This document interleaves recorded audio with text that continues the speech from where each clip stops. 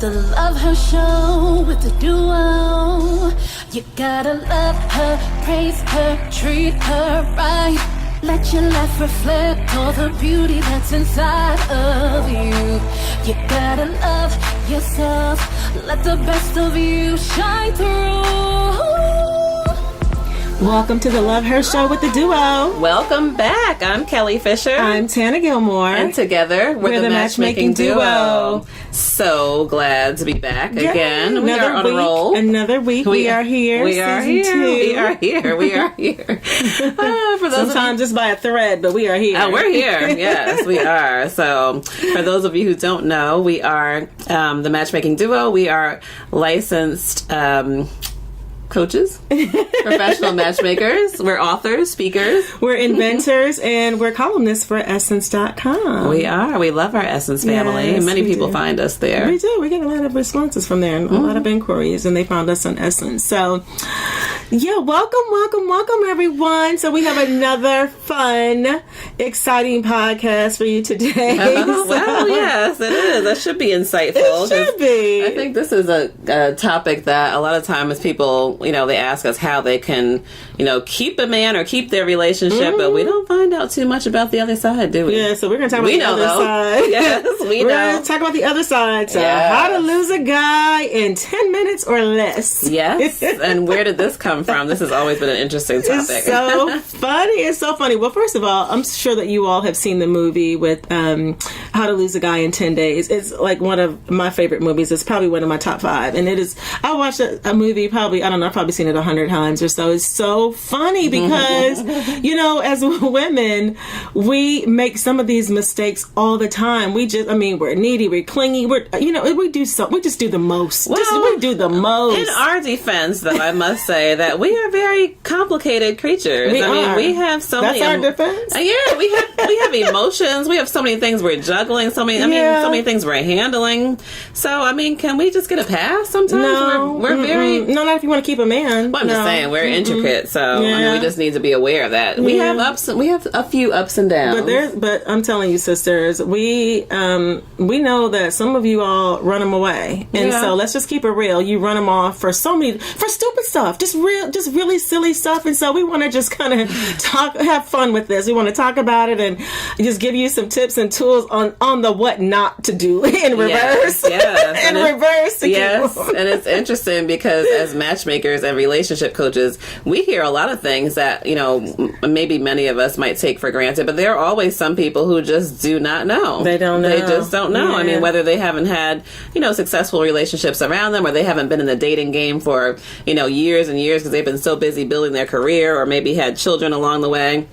And so when you haven't been in the dating game for a while, you just might not know. Yeah. So here we are. Yeah, here we are. We're going to share some tips and some tools to kind of help you along the way. Yeah. So how to lose a guy in 10 minutes or less, which we don't want to lose anyone. No, but hey, while we're in there, hang on to him. So in the spirit of keeping your man, we're going to share some tips and tools to kind of, help with that process. Yes. And it can also be for, if you're in the dating world. And so we say pretty often that some of our clients come to us who are serial first daters.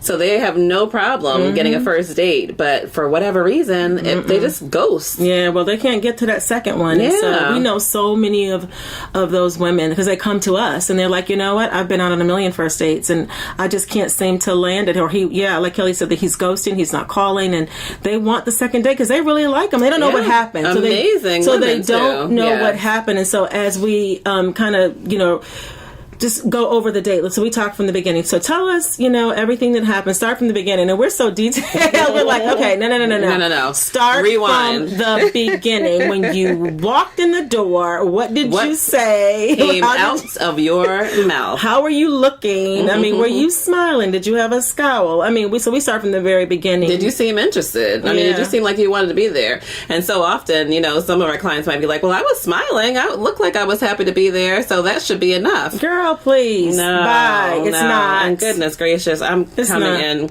We were out doing some business errands, and I don't have my darn cowbell. So I might have to go. I went to YouTube and came up with what is this here? The triangle dinner bell sound effect. Let's try. Let's see. What?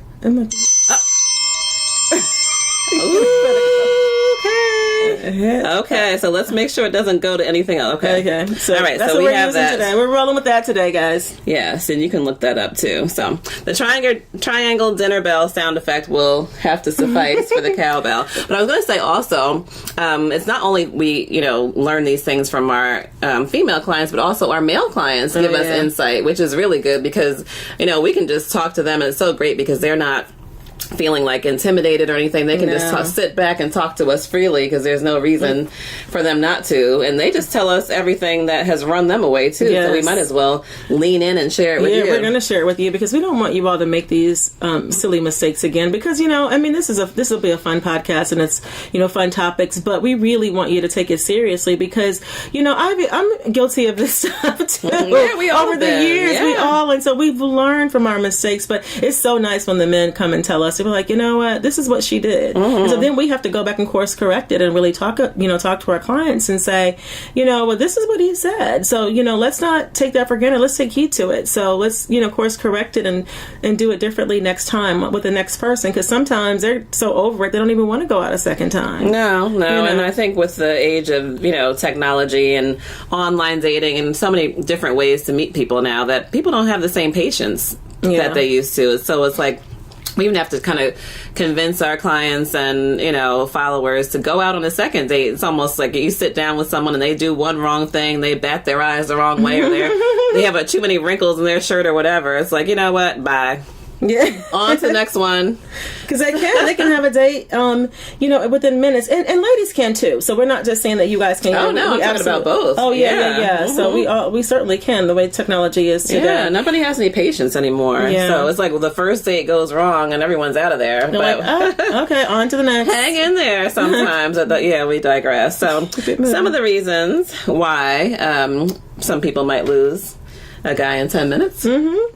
So, talking about your ex too much. I mean, the last thing that a man wants to hear is everything that went wrong in your relationship, in your past relationship. And sometimes, as women, we're still healing. And sometimes we're scorned. And sometimes we're, slightly bitter. Right. And so, we want to tell the whole story about what happened. Well, here's the thing, ladies. He don't want to hear the whole story.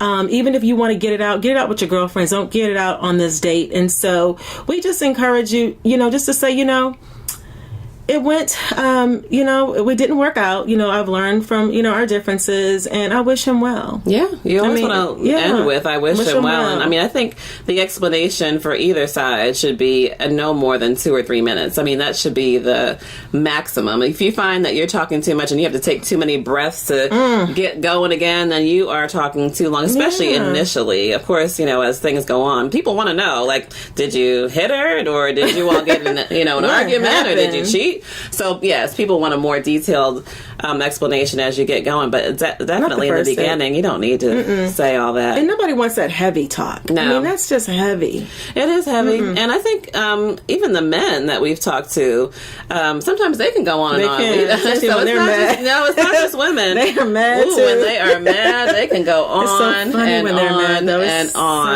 on and on about what she did. And also, it actually makes him seem, or whoever it is that's, talking too much about their ex, seem as if they think they're perfect, which is another reason that would make someone run. Well, here's the thing. So when men start talking about it, they're so mad that she, maybe met somebody else or whatever. You talk about a hurt man. A man scorned. Man scorned. Nothing worse than a man scorned. He is like over it. Like enough already. Come on. I know, and that really kind of speaks to the fact that you're not over the ex. Yes. Because if you realize someone keeps talking about their ex, my ex-husband this, my ex-wife this, or, just keep going on and on. It's like, why do you keep bringing them up? They obviously are still in your mind. And, it's like almost proof that the person hasn't moved on, right? It's so funny because I remember we had a client, and, the response he gave was that she mentioned her ex 11 times. Now, when he has to count, when he can count, that's a problem. 11 times. That is crazy. So that means that, you're not over it and you're doing too much talking about him. And so move on. He's in the past. You're here with someone new, and give this guy a chance because, he wants to be the guy guy in your life. He wants to be the new guy, potentially. Yeah. So give him an opportunity. I mean, you don't want him to think all of a sudden I'm already competing with this man. Right. I can't even get in the door in a competition. Men don't want to be competing from day one. No. That's not fun. Mm-mm. Not at all. No, I would say, the second thing we hear a lot is, complaining a lot. Let me just play my... Okay, it doesn't want to play. Okay, maybe not. Come on. Okay, maybe not. It's all It is all delayed. It's delayed. This is why I say I can't do the podcast without my bell, because this thing is all delayed. But anyway, I had to give it a bell. Complaining a lot, ladies. Oh my goodness. One thing that we hear a lot of times from our male clients, and even, we're always in these relationship discussions, we were just saying, no matter where we go, whether it's a cookout, whether it's, just being laid back, when people find out that we're matchmakers or relationship coaches, they just start talking about their relationships. And so we're always talking with men and women. And one thing that can run a man away is a complaining woman. Nagging woman. A nagging woman. And so, from everything from, at dinner, this is not right, or talking to the waiter with disrespect, or, just complaining about this, or why is this, and why, come on, ladies. We can't do that, because that will turn them off almost immediately. And he's watching too, because and here's the thing. So on the first date, he's trying to decide if he's going to ask you out again. He's trying to decide if he can bring you around, other people or other family. These are some of the things that are going on in his mind. Where else can I take her? Will I be embarrassed? Will I be embarrassed if I bring her somewhere because she's constantly complaining? And what that sends, it sends the message that you'll never be happy. Yeah. And they want to be, we always say men are natural fixers. Yep. So if they feel like they can't fix something, or they can just never win, that's not fun. And I think one step further with men, they always remind us how much pressure they're under. We're under a lot of pressure too, of course, but they're, I think, under a different kind of pressure all day. And then to come home and know that they're going to have to, continue on with a whole bunch of complaining, that's like, I think I'll go left. I'm leaving this conversation, because this is not right. Yeah, so no more complaining, ladies. Nope. So I'm trying to monopolize all of their time. Oh, yeah. Well, what are you doing after this? Or what are you doing tomorrow? Well, what are you doing on Sunday? Oh, you know what? I'm free Monday. I'm busy. All of that, just trying to monopolize all of their time. So here's the thing. Men love their guy time. They do. They love their independent time. They don't want to feel like they have to babysit you all the time. They just don't. So they want to make sure that you have your own life and you have some business of your own. So get some business, ladies. If you don't have anything to do, figure it out. Make up something. Grab a hobby. Get some hobbies. Have something else to talk about. You do not need all of your time to be monopolized by him. So it just sends a message that you're needy.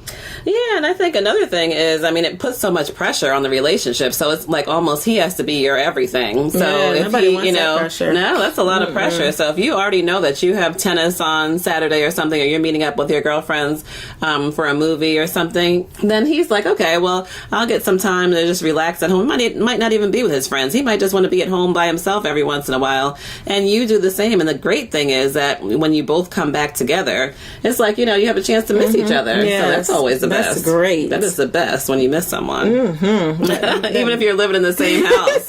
You've gone out all day and he's gone out all day. You're like, I missed you. That make-out miss. I know. Make-out miss. That's another... We just made up a new acronym. MOM. Make-out miss. That is the best. It sure is. We had to do a pause for that. I can't even get my bell back. But yes. Amen. So another one would be just being overzealous about your beliefs.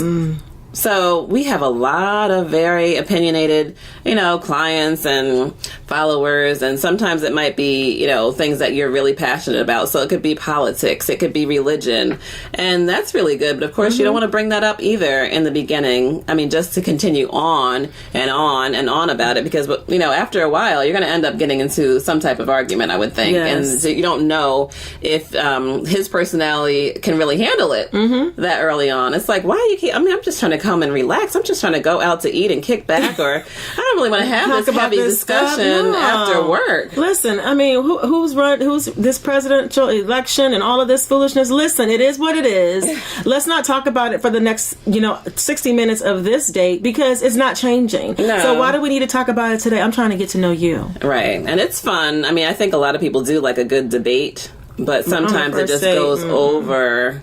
It really can go into overkill. Overdrive. It gets to be too much. And then for our saved and sanctified and filled with the Holy Ghost women, and hey, we're supporters, we're believers, we talk about it all the time.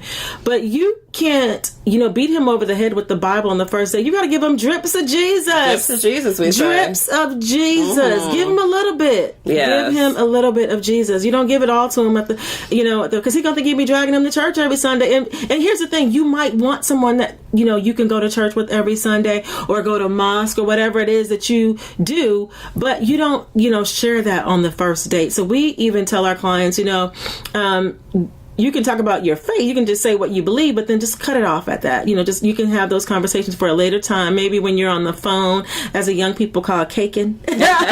Caking on the phone. You may be laying up talking about it, but here's the thing. So it's not appropriate on the first date. You're trying to get to know, like, what makes you tick, things that are fun to you, things that you love to do, things that you would be doing on a Wednesday night, on a Saturday night, those types of things. So give them drips of it. I think, you just don't want to monopolize all the time with Jesus or your spiritual beliefs, for sure. And I think one of the things, and we were just speaking at a church not too long ago to singles, but just I think developing, it's not so much that you don't want to mention your faith, because you do. Yes. But you don't want to, not have anything else to say. Like, what else? What else can I look forward to in this relationship with you besides praying? I mean, what else do you like to, do you like to kick back and relax? Can I go to the beach with you? I mean, what else can we do? So I think they want to know more about your personality as a person, and what can they expect in this relationship. I mean, they want to lay hands, but not in that way. This is true. They're not trying to lay hands in that way. This is true. Not on the first date. So give them a little God. Yeah. Give them a little God. Let them know that you really love the Lord, or whatever it might be, because that's important to let them know. Yeah, because if they run away at that point, then it's probably not even worth it. You need them in the first place. But just kind of hit it and quit it. Hit it and quit it on the first date. Oh, God. Okay, so... ladies, talking about your weight and all your flaws. I mean, it is something that Kelly and I talk about all the time. We have different. We do have different opinions on this, because I feel like I'm pretty blessed. I've come from my husband. He don't really care about. I mean, I've been heavy, much heavier. I've been 80 pounds heavier than what I am now before. I've been smaller than what I am before. And I don't know that he's ever said anything about it. But I know there's some men that care. But for the most part, the men that I talk to, and the men, like all of his friends, we all had this discussion one day in a cabin. We were talking about the weight and stuff like that. Granted, their wives were there. However, I've talked to them separately doing some interviews, and they were like, we don't care about that. We don't care about your roles. You have to point them out every time. Well, you know what? I wanted to wear this dress, but feeling insecure and not confident. They tell us, the number one thing that they tell us that they love about women is their confidence. So if you're a little heavier than you normally are, that's fine, but you need to walk in it, and you need to own it and be confident with it. Stop pointing out all your roles and your stretch marks and all this and that. Yeah, I mean, I agree that's where we do agree, where, men are so appreciative of confidence, whether you're a size, 16, a size 6, or whatever it might be. Just get some clothes that fit and walk in it, accentuate your curves and own it. The thing where I have had experiences definitely with men, that I've dated or I've been married also, but I mean, even friends, I think birds of a feather flock together. So maybe the people that you've come in contact haven't cared with, but the people that I've come in contact with, they don't like a whole bunch of extra, roles and things. So I think as long as you're confident, definitely, and they don't want you also to just kind of let yourself go. So if they met you at one weight, they don't want you to just go let yourself go, and they're not going to say anything about it. I think the point for this podcast, though, is that, they don't want you constantly talking about it. Nobody wants to be reminded over and over again, oh my gosh, like I would do this, but yeah, I have these varicose veins, and I want, he probably wasn't even looking at it at the time. He didn't even notice it. He didn't even notice the varicose veins. He was not looking at the varicose veins, and we have this extra, roll of back fat that just came out of nowhere. I mean, he may or may not have noticed it, but I mean, it's like the elephant in the room. Yes, do you need to draw attention to it? If you don't say anything about it, he won't either. No. So, I mean, how many times, I have stretch marks, and it's what it is. I've birthed 2 children, 2 grown, big old kids. So one will be 30 and the other one's 26. But I have them, and that's just a part of life. But I've never, ever, and I was self-conscious about them for a long time, but I've never had anybody be like, I don't want to get with you because of those stretch marks. No. They're not going to turn, especially when those lights go out, they're not going to turn that down for some stretch marks. They're no, definitely not. No, I think it's just, how to lose a guy in 10 minutes. Is that you keep going on and on. Oh my gosh, do you see this stretch mark? Do you see this came out of nowhere? Do you see this blemish? And it's like, okay, nobody wants to hear all that. Because then it just, again, it sends a message that you're not confident. Right. So he doesn't want to have to think that he has to build you up all the time. That's not his job. Extra work. It's not his job. And if he feels like he has to pull you along and build you up, he's often run into someone who's a bit more confident. So yeah, definitely. So another thing would be just being a potty mouth. So, and we had talk about this. Of course, people have differing opinions about this, but the men that we have talked to, I think overwhelmingly, they like a homegirl that can kick back and curse like a sailor, I think, when it's appropriate, but they're not looking at her as a romantic relationship as far as a wife. They're just not. And so we would say definitely curtail the cursing, because men just don't really seem to like it as much as we might think. You're kicking it as one of the boys at that time. So if that's what you want to do, then that's what you do. And it's so funny because I'm not a cursor. I mean, I may say a word here and there, mildly. Mildly. Kelly's really not a cursor. No, he's not. But I can get my point across with some extra. She's really not. Yes, I'm a wordsmith, and you'll know what I meant by the time it's all done. But I have some friends that can let it rip. And then I was like, girl, you sound like a truck driver. And I mean, but again, that's who they are. They're not changing. But from the men that we've spoken to, they would appreciate, someone a little bit more poised. Yes, definitely show your class. And I think when we talk about a potty mouth, it could be cursing, but also how many times have we heard women say, "Oh, I'm sarcastic." Ooh. Okay, I don't know when this bell's gonna play, but it needs to play. But whenever it starts, we need to let that sit. Yes. Ladies, being sarcastic is not something to be proud of. Women will tell us, "Oh my gosh, I have dry humor. Every time I go on a date, I have, just this dry humor, and I am very sarcastic." Oh, we were like, let me tell you something right now. Men do not like that. And they don't really like it when we tell them, but we were like, that's not cute. No. So it's not cute. So we're going to have you stop doing that. And let's reevaluate your humor, because they find it offensive. They really do. They find it offensive. They don't think it's funny. You all think it's cute, and it's not. No, it's not cute. It's almost like putting someone down. It is condescending. Yeah, putting someone down just in the name of humor. So, no. It's not cute. No, so let's just throw the sarcasm out the window. If you want to tell a joke, but don't let it be at the expense of somebody else, because he will run in 5 minutes flat, if that. So not even 10. He won't think it's cool at all. And neither will you. And so you won't think it's cool when you're sitting there left alone, because he didn't get your humor. No. So let's just throw the dry humor, the sarcasm, and the cursing out the window. Yes, definitely.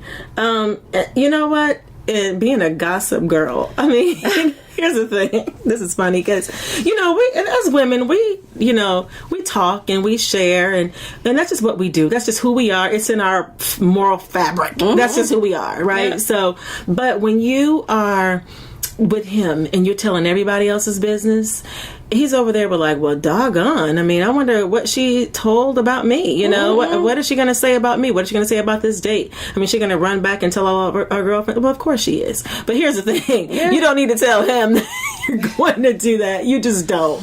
You don't. You don't want to gossip and tell everybody else's business. I mean, he don't even know these people. It's a first date. So we're talking first dates here. And you're sharing about all of your friends' business and their relationship issues and woes and stuff about them. And he don't know these people. So why are you, just having conversation about somebody else's business when it has nothing to do with him? He's not going to appreciate that either. Definitely. I mean, he's going to listen, just like your girlfriends might listen when you're telling everybody else's business that's around them. But I mean, really, when he realizes that you're telling every person around them, their business, he's like, wait a minute, there's just no way that she ever stops. So why would she stop for me? No. So he can't trust you with information. So you want him to feel like he can trust you and to be discreet. Yeah. What happened to discretion? Do men even enjoy gossip to that degree? I mean, I know they gossip with each other to some degree, but not like we do. Not like we do. Oh, no. You want to take it it's like, I have a good piece of juicy gossip for you. Because we'll call each other up in a minute, but girl, let me tell you. Yes, and to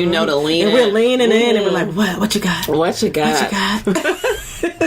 Not that it's a good thing, but we do it all the time. But you have to trust the person that you're gossiping. Yes, definitely. So I don't think, being a gossip girl as far as dating and relationships, you want to make sure that you can show that he can trust you with his own business. So because if he don't feel like he can, I mean, you can forget it. There's no way that he's going to share with you, and you want a man that's going to have an emotional connection with you and willingly share. Yeah. Well, how can you build an emotional connection with somebody if you can't trust them? And so that's one avenue of trust, where he knows that if he shares his deepest, darkest secret or a fear of his, that you're not going to run down the street and tell your girlfriend, girl, did you know that he was scared of such and such? Because that's not good.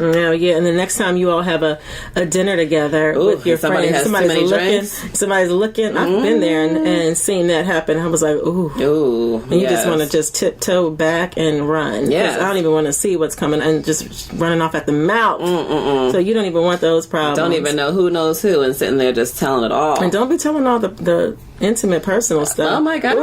What he's good at and what he's not good at. Oh my gosh. Now that backfires too. It does. Yeah. Later on, especially now when we get into that. So once you break up with someone and you're like, oh my gosh, he was awful at this, or it was, and then all of a sudden you get back together. Yeah. You get back together and everybody knows what you got. Yeah, everybody knows it. Everybody knows it. Everybody knows it. And you got to be careful too, because you start talking about that type of, how great he is, and you break up with him, and someone else is walking away with him. Scoop him right on up. Their eyebrow is raised just as you're talking about it. So definitely, that can work for you or against you. So just leave it alone. Do not share for any reason. Share your intimate business, ladies. And that's I've known couples too that have done that after they've gotten divorced and then ended up getting back together, or separated rather, and got back together, and you are looking like, wow. Yes, for sure. Yes, and she's almost uncomfortable too. I would say one last one would be, sometimes ladies, we want all the attention, right? We want all the attention on us. So it's like, he didn't ask me how my day was, he didn't do this. But I mean, that will really run a guy away too, when you just want so much attention, you're never focused on him. So sometimes, when we want like so much attention, we want to make sure that, he asked me about my day. Was I able to just unload on him? Sometimes we need to just turn it around and ask him about his day. Because guess what? I mean, as women, we're naturally attention driven, but what men tell us is that they don't really, ask. They don't. No one really is asking him how his day was. No. They really don't. And so, but that one woman who does. Well, our clients are. Yeah. Our clients because they're coached by us. They are. Yes, they're coming with. Being very unique. So, but if you haven't had that coaching, just definitely. We pass that along to you. Make sure that you are exchanging, because I know a lot of times for first dates that we hear, it's like, the women are almost interviewing the men, and they don't like that. It's like you're on an interview, but you're not really focus on what you're bringing to the table. Yeah. At least, show him how nurturing you can be, or show him, the compliments that you can give. And how supportive and encouraging, those types of things. Yeah. So, it's not all about you. No, it ladies. isn't. We love you. It should be about Right. us to some degree, Yeah. but it has to be reciprocal. Yeah, it and I think has to that's be. what men have mentioned to us over and over again. So these are the things that we hear, on a regular basis. Yeah, and we just want to share them with you guys. We hope that you enjoyed the podcast Yes, with how to lose a guy in 10 minutes Oh or my less. goodness! Yeah. So once we pass the 10-minute mark, you're doing well. Yes. You can, we're hoping for a date too. Yes, indeed. So- We are not doing the whole serial first date from this point on. And if you have any questions or you want to, contact us, please feel free to email us. You can always email us at info@f for Fisher, G for Gilmore, Match.com. And if you want to find us on social media, it's all things The Matchmaking Duo. Yeah, and our website, thematchmakingduo.com, and our new board game, Race to the Woo-hoo! Bling. Yes, for Race to the Yes, Bling. Race to the Bling. Yes. So we thank you for joining us, and please share and subscribe to our podcast and leave a review. Yes, that is one thing that we Yes. really want to ask you all to do this week. Since we're, really deep into season 2, make sure to invite a friend, because we want to invite as many people as we can to just, dialogue with us. This is our one time to stop with all the craziness with our day and our week, just to check in with each other. And, if you have any questions, everyone has questions, and everyone wants to talk about love and relationships. We also talk about love and life and business and bliss, but this podcast is for everyone. So It is. So thank Invite you a so friend. much. Thank Yes. you. Until next week, until folks. next week, we miss you guys, and we'll see you soon. Bye. Bye. Just had to love her to embrace.